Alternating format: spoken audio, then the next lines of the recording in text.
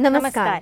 आरोग्यशाहीमध्ये मी वैद्य नमिता आणि मी वैद्य भाग्यश्री आपलं स्वागत करतो. आरोग्यशाहीमधलं दुसरं अक्षर आहे र. र आहे रेमेडीचा, आरोग्य रक्षण करणाऱ्या अनुभवी उपचाराचा. एरंडेल प्यायला सारखा चेहरा का केला आहे असा वाक्प्रचार मराठीमध्ये वापरला जातो. भाषेमध्ये एरंडेलावरून वाक्प्रचार येतो आणि आपण तो वर्षानुवर्षांपासून वापरतो. यावरून एरंडेलाचा घराघरात वापर केला जायला हवा ते आपल्या लक्षात येऊ शकतं, नाही का? एरंडेल म्हणजे एरंडाच्या बियांपासून काढलेलं तेल. अगदी आजही एरंडेल अगदी सहजपणे उपलब्ध असतं. आयुर्वेदात तर याचा भरभरून वापर केलेला असतोच, पण घरगुती औषधातही एरंडेल मोठ्या प्रमाणावर वापरलं जातं.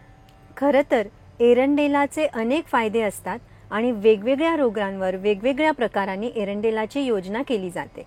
आज आपण आतड्यात साठलेला मलभागाचा किंवा अशुद्धीचा निचरा होण्यासाठी एरंडेल कसं वापरावं हे आज पाहणार आहोत. अन्न सेवन केलं की त्याचं पचन होतं. पचनानंतर तयार झालेला सारभाग शरीरामध्ये ॲब्सॉर्ब होतो. यातूनच आपले सप्तधातू, शक्ती, इम्युनिटी वगैरेंना ताकद मिळते. आणि मलभाग मात्र घाम, युरिन आणि स्टूलच्या रूपाने शरीराबाहेर टाकला जातो. पण ही झाली आयडियल सिच्युएशन.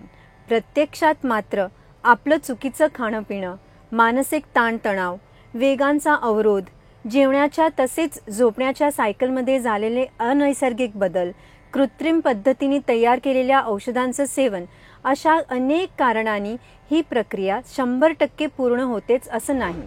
पर्यायाने आतड्यांमध्ये मलभाग किंवा अशुद्धी साठत राहते. त्यात अजून रोज सेवन केलेल्या अन्नाची भर पडते आणि हलके हलके आतड्यामध्ये साठलेली अशुद्धी आतड्यापुरती सीमित न राहता अख्ख्या शरीरामध्ये पसरू लागते. यामुळे अनेक रोगांना आमंत्रण मिळतं. पण या दुष्टचक्रातून बाहेर येण्यासाठी एक अगदी रामबाण आणि सोपा उपाय म्हणजे दर 15 दिवसांनी एरंडेल घेणं.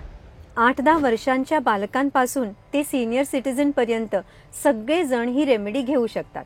लहान मुलांसाठी साधारणतः 1 ते 1.5 चमचा आणि मोठ्यांसाठी साधारणतः 2 ते 2.5 चमचे या प्रमाणात रात्री झोपण्यापूर्वी एरंडेल घेता येतं.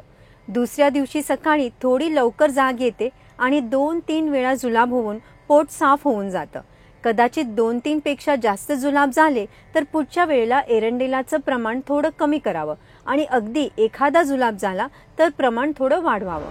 मंडळी, आपण म्हणीत जरी एरंडेल आणि वेड्या वाकड्या चेहऱ्याचा संबंध पक्का केलेला असला तरी आयुर्वेदात सांगितल्याप्रमाणे जर एरंडेल घेतलं तर ते अगदी हसऱ्या चेहऱ्याने घेता येतं. यासाठी सुंठ थोडीशी चेचून त्यापासून छान चहा तयार करावा. गरमागरम या चहामध्ये एरंडेल मिसळावं आणि घरातल्या सगळ्यांनी चिअर्स म्हणून घेऊन टाकावं. आरोग्य उत्तम राहण्यासाठी मदत करणाऱ्या अशाच अजून रेमेडीज जाणून घ्यायच्या असतील तर पाहत रहा आरोग्यशाही लोकशाही मराठीवर.